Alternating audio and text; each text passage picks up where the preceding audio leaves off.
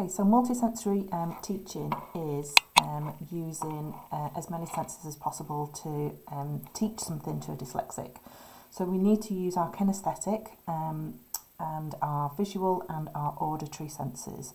Kinesthetic is to do with moving things around or movement of the mouth, recognising what the tongue does, what the lips do, you know, how the sounds are made in the mouth as well. So what we're going to do first of all is you're going to, whatever you're teaching, and this can be adapted to absolutely anything, so whether you're teaching phonics or whether you're teaching geography or science or whatever, you can adapt this procedure. So you're going to start off with visual clues to link the word. And what you're going to do first is you're going to sit and explain what the word is and what does with the link between the picture and the word. So for example, I'll use the word blink. So I would look at the syllables, blink. So, and explain that there is one vowel, so it's got to be one syllable. So one vowel sound, okay? So for example, this one here is there's two vowels, but it's one vowel sound. It's an oo sound, okay? And the same for this one, oo. Then what you would do is you would have your learner say it after you. So you would recognise the picture, and then you would say the word. So it's echo, so you need to get them to echo it. If you need to, have them use the finger spelling or air writing, first of all, before you go into using a pen or a pencil.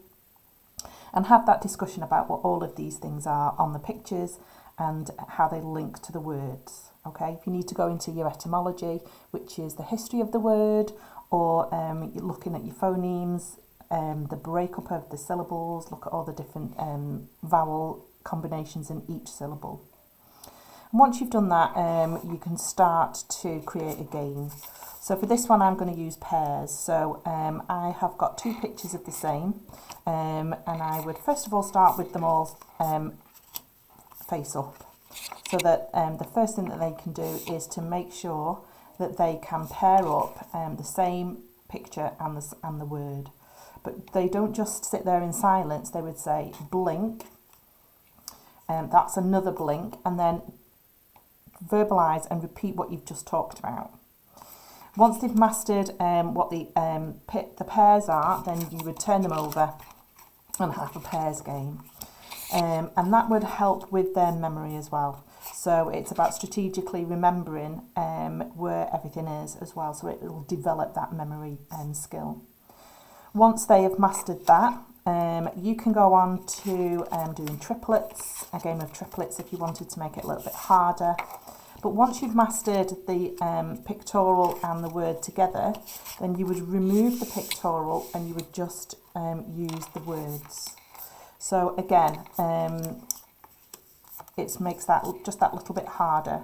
So again, you would have them talk about the word, the vowels, the syllables, the phonemes, the etymology of it, and so on. And then you would go on to using this as a pairs game again. So make sure that they understand, first of all, that they can see it face up. And then once they've mastered that, you can turn them over. And you can have a game of pairs. Okay, again, and then again, it's going to create that memory. When they turn it over, they don't just turn it over and look for the second one. They have to say the word out loud. If you want to, get them to finger spell it and explain what it is. Once you've mastered that one, we're going to move on to a closed passage. So together you would read the sentence together, and then just so that you know that they can read the rest of the sentence. So you need to get your learner to read it out loud. Meg says to Mum, something, a kiss, but do not something. The something cat trots across the, that's got an S on it, so it's got to be a plural. Past the rose in full, So then what you would do is you would, instead of getting them to write it in, you would give them the words. So because what they need to do is to move them around to help them make sense. So could it be Meg says to Mum, black me a kiss? No, it can't be that one. Meg says to Mum, block me a kiss. No, it can't be that one. So they have to go through this elimination. So it could be Meg says to Mum, blow me a kiss. That makes sense. But do not.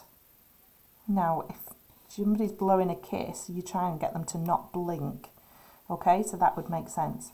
So you'd have this conversation about what word makes sense in that sentence.